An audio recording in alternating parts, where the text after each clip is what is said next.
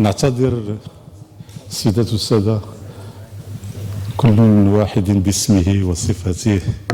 نعتذر عن هذا التأخر الذي حصل بسبب تأخر في وصول طائرة السيدة الوزيرة من باريس إلى الرباط.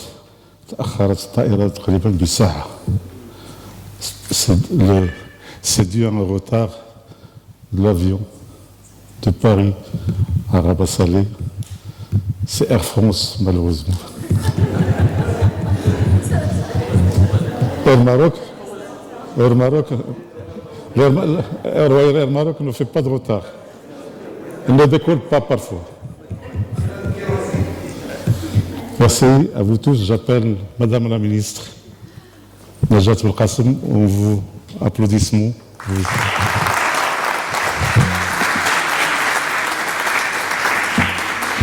J'appelle M. Zakaria Boudhim, le doyen de la faculté des lettres. J'appelle le professeur vice-président de M. Rachid. J'appelle Mme Zohra El-Hiwi, professeur de l'université Moulay Ismail Knas. Et j'appelle le professeur Zakaria Abou Dahab, Mohamed Zakaria Abou Dahab.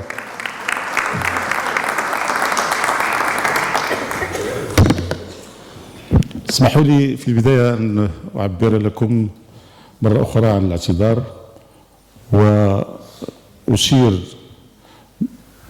بصوت عال إلى أننا ننظم هذا اللقاء في وقت عطلة للطلبة وعطلة للأساتذة، ومع ذلك فالحضور يدل على التقدير الكبير الذي نوليه ويوليه المغاربة للسيدة نجاة بلقاسم المغربية الأصل والفرنسية. كلمة الآن للسيد عميد كلية الآداب والعلوم الإنسانية بروفيسور زكريا بودحيم. À vous la parole.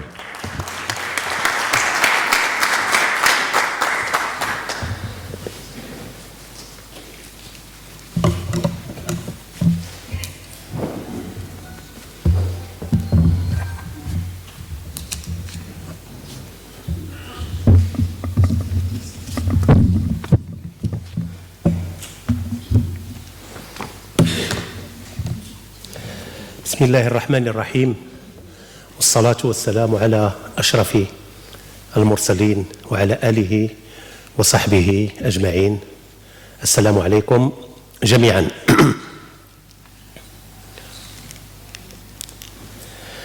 Madame la Ministre, Monsieur le représentant du président de l'Université Mohammed V de Rabat, Monsieur le Président de l'organisme savant FICR pour le développement, la culture et les sciences, chers invités, chers collègues, chères étudiantes et étudiants, mesdames et messieurs, c'est pour nous un immense plaisir et honneur d'accueillir aujourd'hui, entre les murs de notre historique Faculté des lettres et des sciences humaines de l'Université Mohammed V de Rabat, une personnalité qui incarne non seulement l'excellence académique et politique, mais aussi un pont vivant entre les deux rives de la Méditerranée, Madame Najat Belkacem. Le cycle de rencontres intitulé Figures mémorables n'est pas une simple série de conférences, c'est un exercice de mémoire active, un pont que nous jetons entre les grands parcours individuels et les aspirations collectives de notre jeunesse. Votre participation, Madame la Ministre, aujourd'hui, donc à cette 10e édition de Figures mémorables, est sans doute un moment d'inspiration profonde.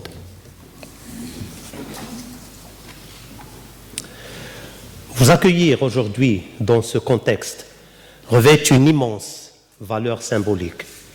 Vous n'êtes pas seulement une invitée de marque, vous êtes la preuve vivante que le savoir, la ténacité et la fidélité à ces valeurs peuvent briser toutes sortes de frontières, qu'elles soient de nature géographique, culturelle ou sociale. Madame la ministre, née non loin d'ici, à Bnichigar, dans les montagnes du Rif, est parvenue aux plus hautes fonctions de l'État français. Vous incarnez parfaitement cette identité multiple que notre faculté promeut.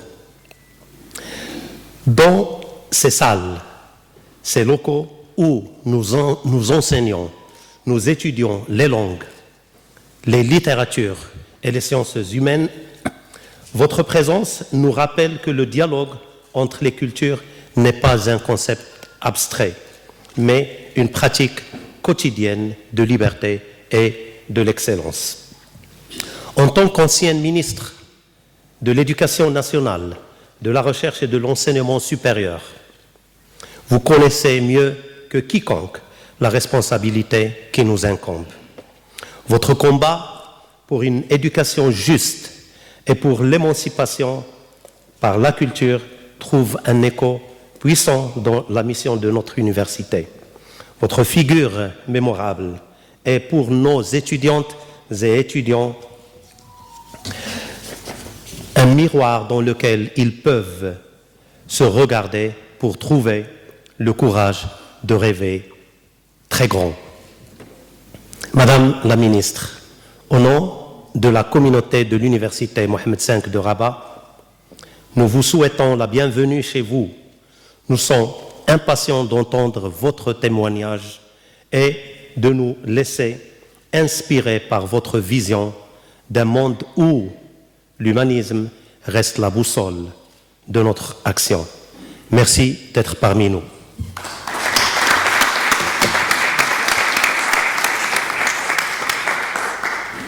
شكرا للسيد العميد على كلمته.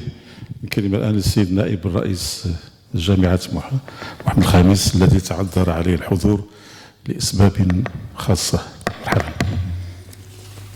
Monsieur le vice-président.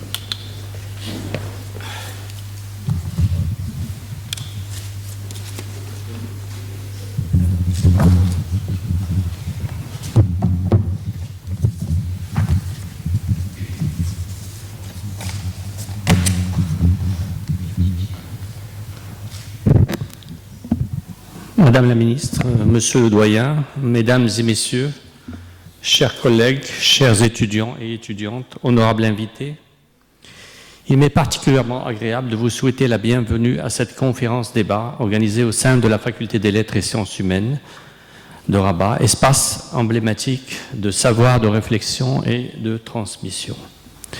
Mesdames et Messieurs, chers invités, comme on le sait tous et toutes, cette rencontre s'inscrit dans la mission fondamentale de l'université, être un lieu de dialogue éclairé, d'ouverture intellectuelle et de confrontation constructive des idées.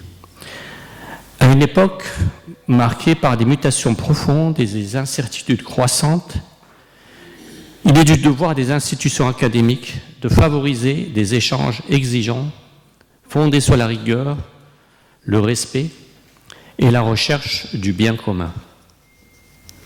Mesdames et Messieurs, nous nous trouvons aujourd'hui dans le plus ancien établissement de l'Université Mohammed V, la Faculté des Lettres et Sciences Humaines. Et cette faculté occupe une place singulière dans notre histoire.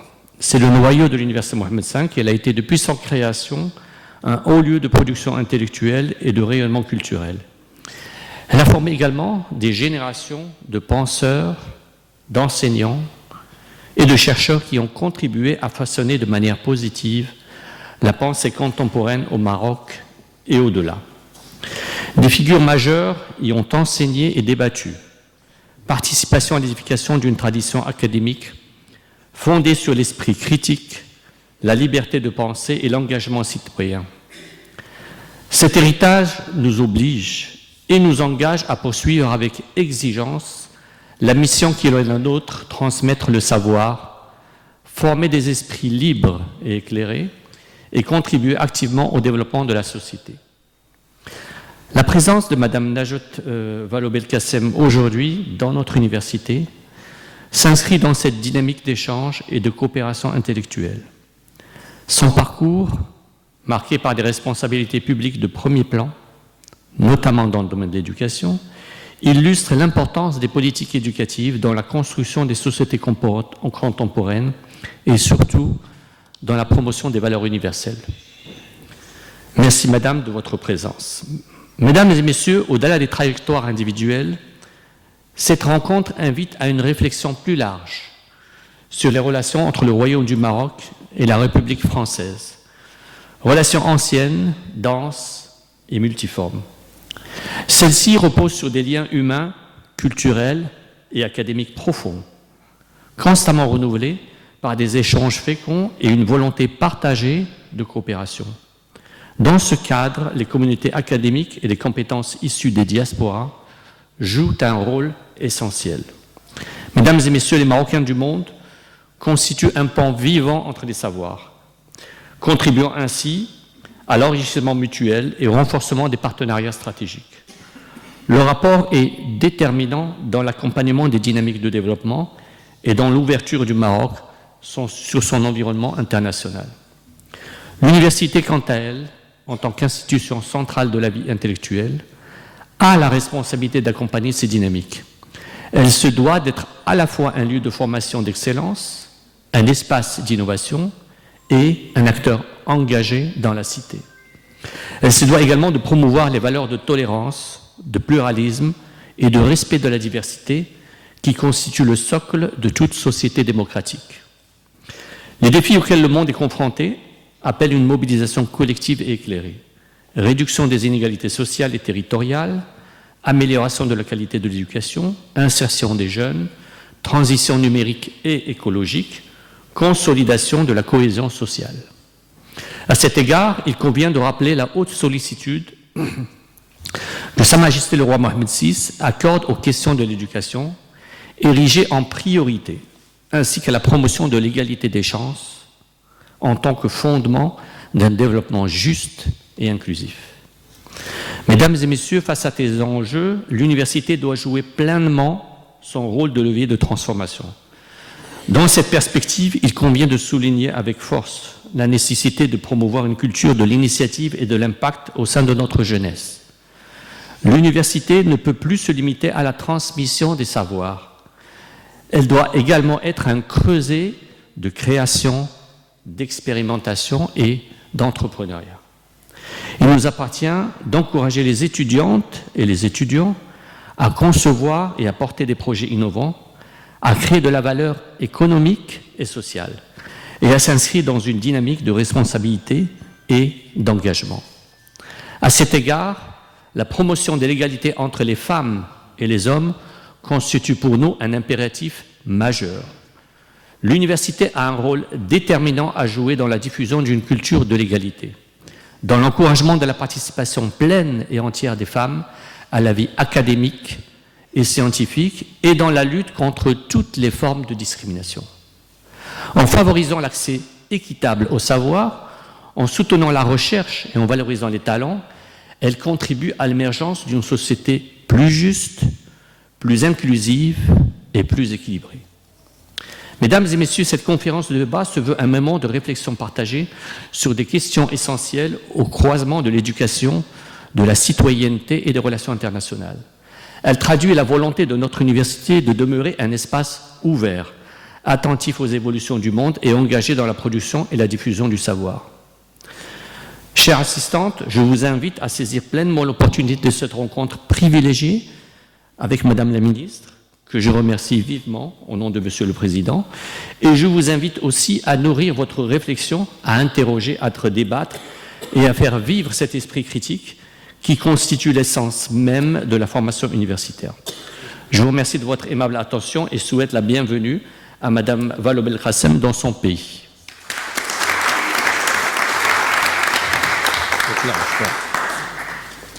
Merci, Monsieur le Vice-président. الآن الكلمة لمؤسسة فكر et je me permets de prononcer le mot d'ouverture au nom de la Fondation Fikr en langue française, la chose que je n'ai pas l'habitude de le faire devant mes collègues et mes étudiants. Je parle toujours en arabe et pour Madame la Ministre, je vais prononcer le mot en français.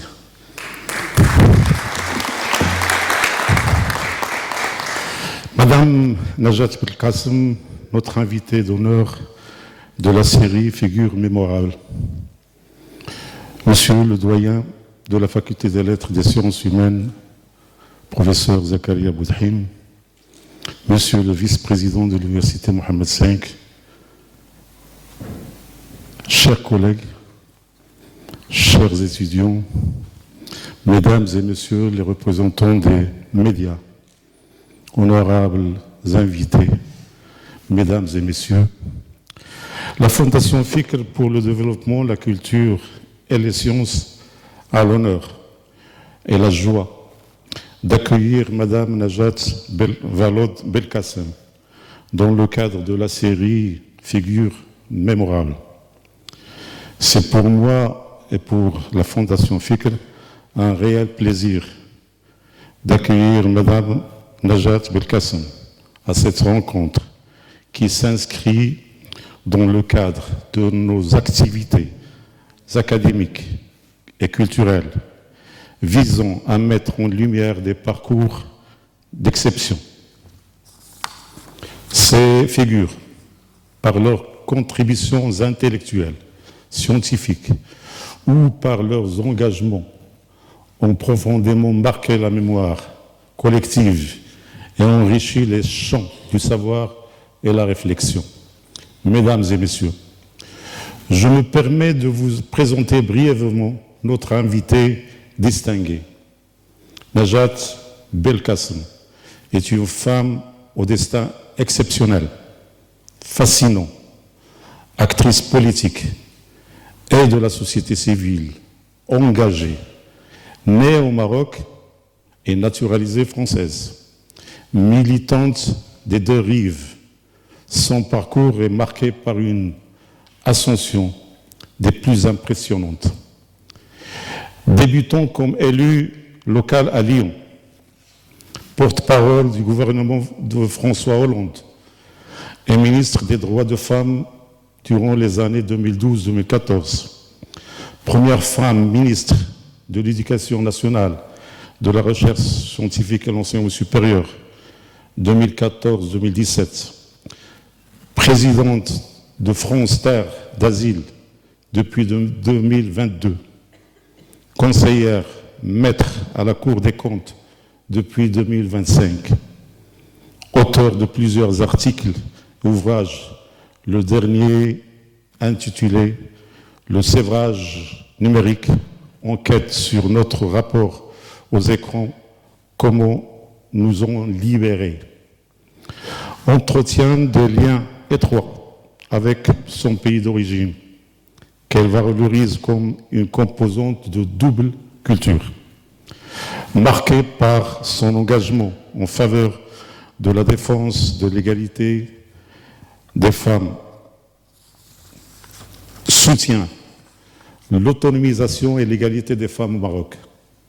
Dans ce cadre général, Madame Najat Belkacem reviendra sur quelques aspects de son parcours, sans doute. Mesdames et Messieurs, notre rencontre débat sera animée par nos éminents professeurs qui débattront de ces questions avec notre illustre invité.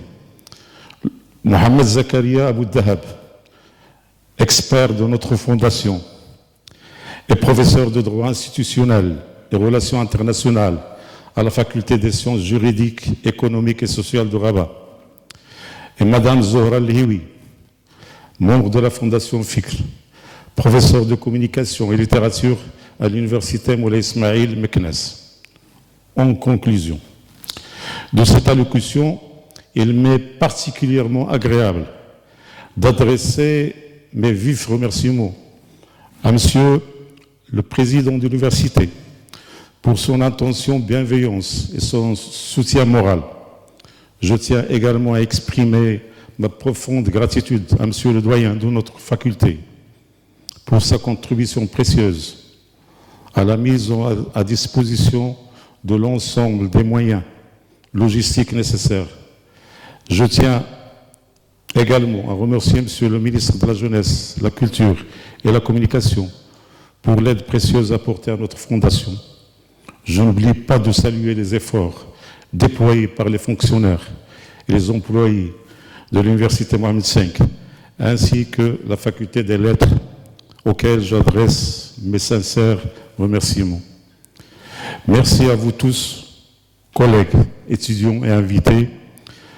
Je vous souhaite la bienvenue et je passe la parole à notre professeur Zakaria Abou Tahab directement.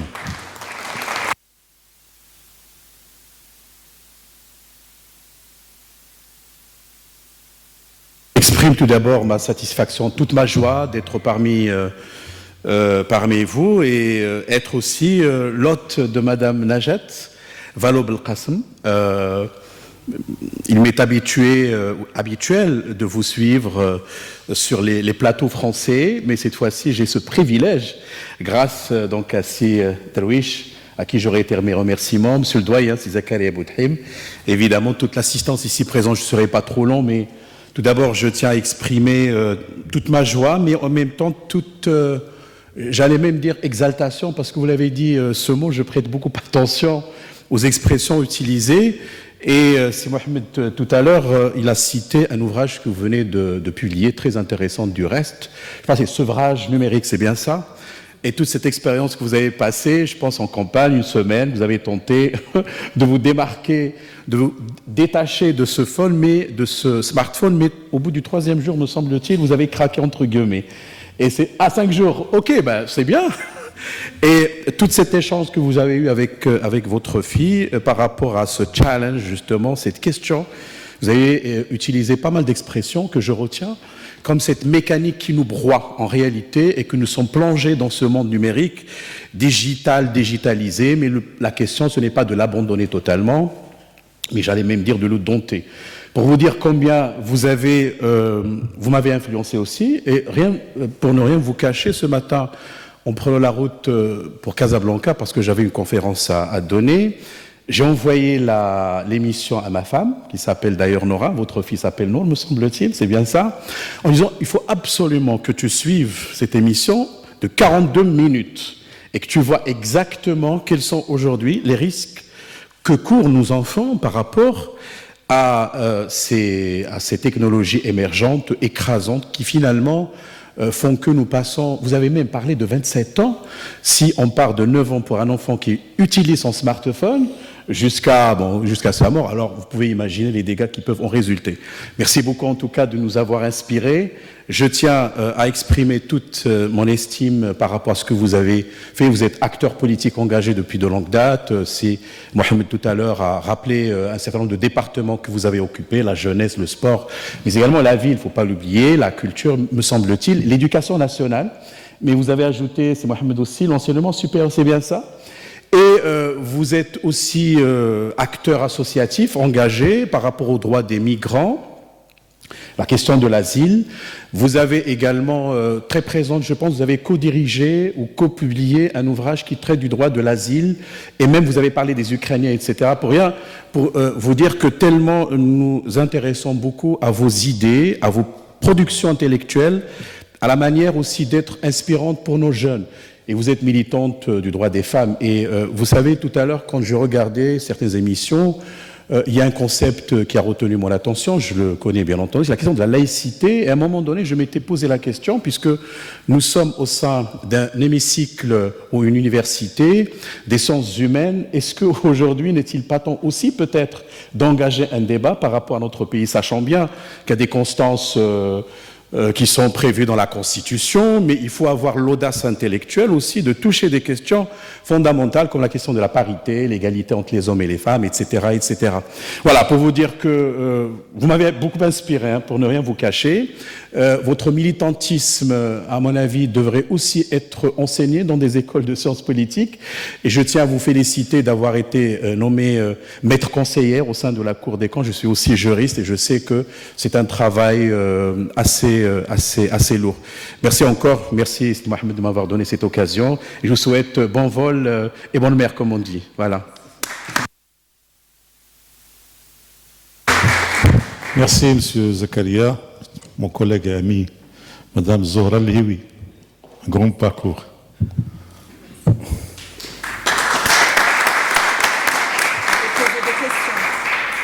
Allez-y. Oui. Alors bonsoir tout le monde. Je suis très heureuse d'être parmi vous.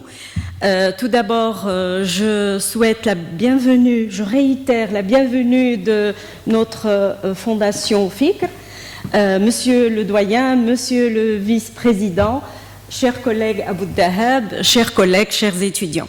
Bien, alors j'ai conçu en fait mon intervention sous forme de quelques questions, parce que je pense que mon collègue c'est Mohamed et mon collègue c'est Abou Dahab ont parlé un peu de votre parcours, que je vais rappeler peut-être dans certains points. Je trouve d'abord, et je voudrais quand même le dire, parce que c'est un hommage à vous, chère madame, vous êtes inspirante pour toutes les femmes dans le monde, mais surtout pour les Marocaines. Vous avez été 2 fois ministre, mais plus que ça, c'est-à-dire il y a des ministres, quand ils terminent leur mandat, ils disparaissent. Mais vous, vous êtes resté sur la scène associative.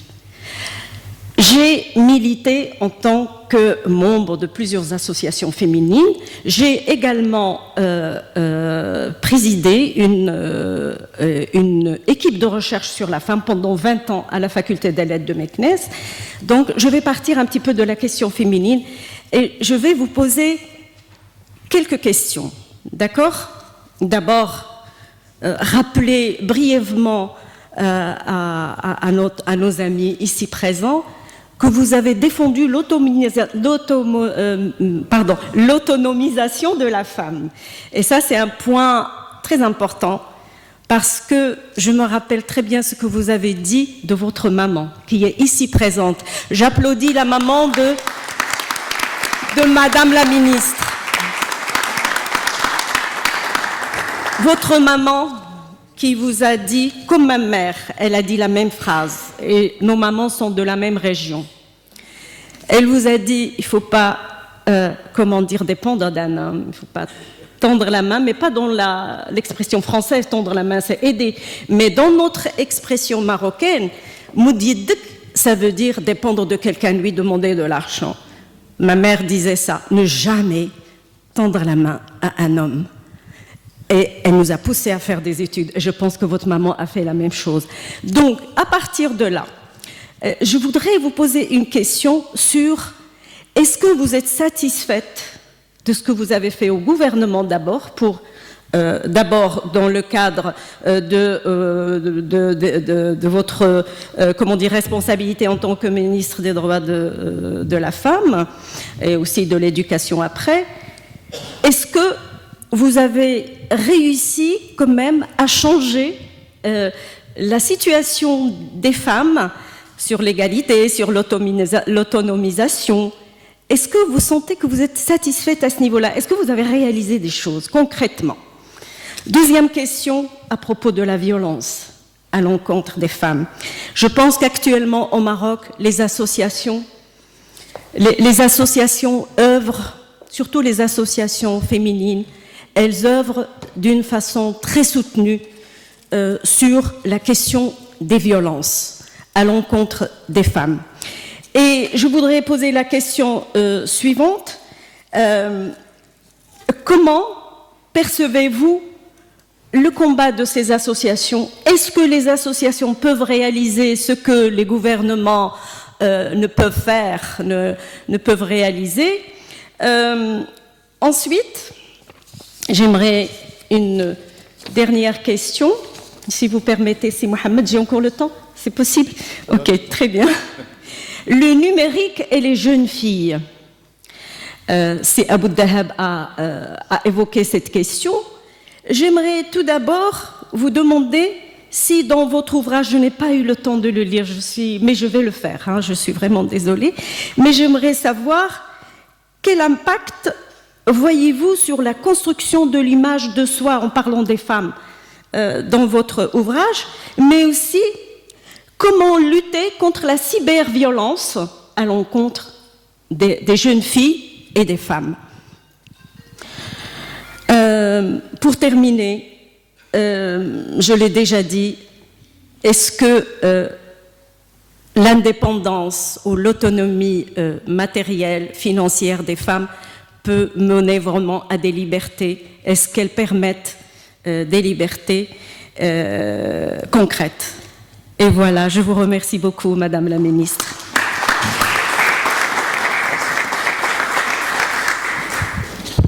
Merci, professeur Zohra Liwi.